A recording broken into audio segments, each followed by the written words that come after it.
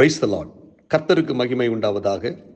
இந்த நல்ல காலை வேளையில் கர்த்தருடைய வார்த்தை மூலமாய் உங்கள் யாவரையும் சந்திப்பதிலே நான் மிகுந்த மகிழ்ச்சி அடைகிறேன். ஏசாயா புத்தகம் 16ஆம் அதிகாரம் 5ஆம் வசனம், கிருபையினாலே சிங்காசனம் ஸ்தாபிக்கப்படும், நியாயம் விசாரித்து துரிதமாய் நீதி செய்கிற ஒருவர் அதன் மேல் தாவீதின் கூடாரத்திலே நியாயாதிபதியாய் உண்மையோடு வீற்றிருப்பார்.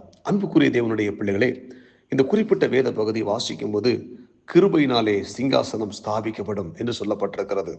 அதுபோல நியாயம் விசாரித்து துரிதமாய் நீதி செய்கிற ஒருவர் அதன் மேல் தாவீதின் கூடாரத்திலே உண்மையோடு கூட வீற்றிருப்பார் என்று சொல்லப்பட்டிருக்கிறது.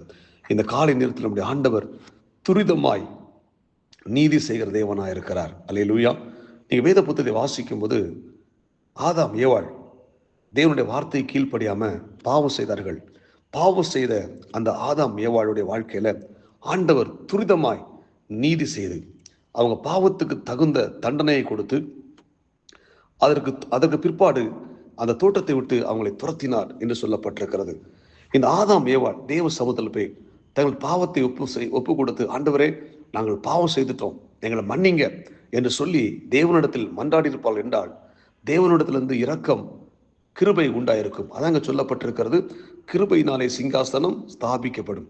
அப்போ அந்த கிருபையை தேவன் கொடுத்து அந்த ஆதாம் ஏவாளையும் ஆண்டவர் மனதார மன்னித்து ஏற்றுக்கொண்டிருப்பார். ஆனால் இந்த இடத்துல ஆதாம் ஏவாளும் தேவனிடத்துல மனம் திரும்பி தன்னுடைய பாவத்துக்கு தவறுக்கு மனம் வருந்தாம ஒருவருக்கு ஒரு குற்றத்தை மாறி மாறி சுமத்தி தேவனுடைய திட்டத்தை விட்டு வெளியே போய்விட்டார்கள். தேவன் துரிதமாய் நியாயம் விசாரித்தார். இந்த இறைவார்த்தை கேட்கிற தேவனுடைய பிள்ளைகளே, நாம் ஒவ்வொருத்தரும் கவனமாக இருக்க வேண்டும். நம்ம செய்கிற தவறுக்கு, குற்றங்களுக்கும், பாவங்களுக்கும் தேவன் துரிதமாய் நியாயம் விசாரிக்கிற கர்த்தர் என்பதை நாம் மறந்துவிடக்கூடாது.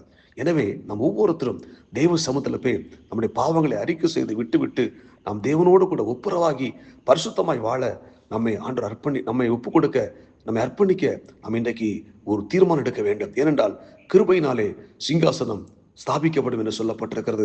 அப்போ நம்ம பாவம் செய்யும் போது அதை அறிக்கை செய்து விட்டுவிடும் போது தேவனுடைய இரக்கம், அவருடைய கிருபை நம்மை சூழ்ந்து கொள்ளும். ஆமென். நோவாவுக்கு பார்த்தீங்கன்னா தேவனுடைய கண்கள் கிருபை கிடைத்தது என்று நாம் வாசிக்கிறோம். எல்லா மக்களும் பாவம் செய்தார்கள். ஆனா நோவா பாவம் செய்யல. அந்த நோவா உண்மையா இருந்தபடினால, பரிசுத்தமா வாழ்ந்தபடினால தேவனுடைய கிருபை அவருடைய கண்களில் நோவா கிருபை கிடைச்சி அந்த அழிவிலிருந்து அந்த முழு குடும்பத்தையும் ஆண்டவர் பாதுகாத்தார். இன்றைக்கு இறைவார்த்தை கேட்கிற தேவனுடைய பிள்ளைகளே, அந்த நோவா காலத்தில் இருந்த ஜனங்கள் பாவம் செய்தார்கள், தேவனை எரிச்சல் ஊட்டினார்கள், தேவனை கோபப்படுத்தினார்கள்.